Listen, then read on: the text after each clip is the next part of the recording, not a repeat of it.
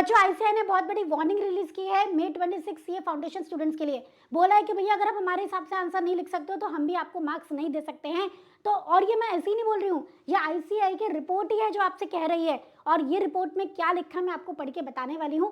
पहले मेरी बात सुनो, सिर्फ और सिर्फ 3 वीडियोस मैं आपको रिकमेंड करूंगी अगर आप अकाउंट्स का पेपर पास करना चाहते हो अच्छे मार्क्स से। तो पहला, कल हमने ट्रू फॉल्स का सेशन किया था, उसका लिंक आपको डिस्क्रिप्शन में मिल जाएगा।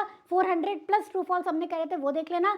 आज मैं आपको थ्योरी कराने वाली हूँ शाम को 6 बजे इसी चैनल पे, वो आप जरूर अटेंड करेंगे। 20 मार्क्स आपके सॉर्ट हो जाएंगे। साथ के साथ एक डिटेल्ड पेपर डी कोड का वीडियो है जहाँ मैंने बताया कि 80% ऑफ द अकाउंट्स पेपर कौन से टॉपिक्स में से आता है, कौन से लिमिटेड टॉपिक में से आता है, उसका लिंक भी आपको डिस्क्रिप्शन में मिल जाएगा। तो ये आप जरूर देख लेना अगर आप अकाउंट्स का पेपर पास करना चाहते हो तो। अब एग्जामिनर्स आपसे क्या कह रहे हैं, आईसीएआई आपसे क्या कहना चाहता है, उसके बारे में बात करते हैं।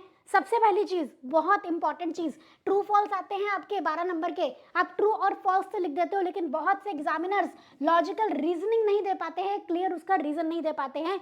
दूसरी चीज, आपसे पूछा जाता है अकाउंटिंग स्टैंडर्ड की लिमिटेशन, मतलब थ्योरी क्वेश्चन के बारे में बात कर रहे हैं कि अगर आप अपनी लैंग्वेज में थ्योरी लिखोगे तो हम नंबर नहीं देंगे। ठीक है, बहुत सारे एग्जामिनीज जेनरिक एडवांटेजेस लिमिटेशंस लिख गए थे, जो एग्जैक्ट मॉड्यूल में लिखा है वो आप नहीं लिखते हो। आप छोटे छोटे मिस्टेक कर देते हो, इनपुट सीजीएसटी की जगह आउटपुट सीजीएसटी लिख दिया, तो आईसीएआई का कहना है हम आपको नंबर नहीं दे सकते। अगर आपको कॉन्सेप्चुअल क्लैरिटी ही नहीं है कि अगले ईयर में अगर हमें रेक्टिफिकेशन करना है तो हमें P&L एडजस्टमेंट अकाउंट ओपन करना होता है, तो इंस्टीट्यूट कहता है ऐसे में हम कुछ नहीं कर सकते। आपको रिसीट्स एंड पेमेंट अकाउंट बनाना था, बहुत सारे बच्चों को कैपिटल फंड कैसे कैलकुलेट करना है यही नहीं पता, ओपनिंग बैलेंस शीट कैसे बनाते हैं यही नहीं पता। इंस्टीट्यूट क्या कहना है कि भैया इन चैप्टर पे मास्टर करो, बेसिक्स पता होने चाहिए, तभी हम आपको नंबर दे पाएंगे। बहुत सारे एग्जामिनीज जो करेक्ट सैक्रिफाइसिंग रेशियो कैलकुलेट ही नहीं कर पाते हैं, इंस्टीट्यूट कहता है इसमें हम कुछ नहीं कर पाएंगे, आपका पूरा का पूरा आंसर गलत हो जाएगा। बहुत सारे एग्जामिनीज कॉमन मिस्टेक करते हैं कि आप correct closing stock provision for doubtful debt provision of discount on trade receivable calculate ही नहीं करते हो। आपको पता ही नहीं होता है कि ओवरड्रॉन बैंक बैलेंस गिवन है तो बीआरएस कैसे बनाना है, आपको पता ही नहीं होता है कि जर्नल एंट्रीज अगर आपसे फॉरफीचर की पूछी है तो आपको इशू की एंट्रीज नहीं करनी है।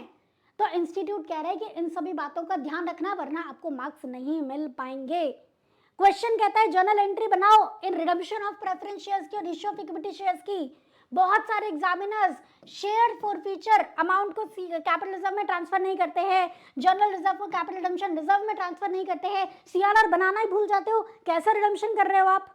ठीक है, एक क्वेश्चन था जिसमें लिखा था प्रिंसिपल बुक्स ऑफ अकाउंट्स के बारे में बताओ, आपको यही नहीं पता कि प्रिंसिपल बुक्स ऑफ अकाउंट्स क्या होती है, रूल क्या होते हैं लेजर में पोस्टिंग के। तो ये बेसिक गलतियां करोगे तो इंस्टीट्यूट कहता है हम कुछ नहीं कर सकते।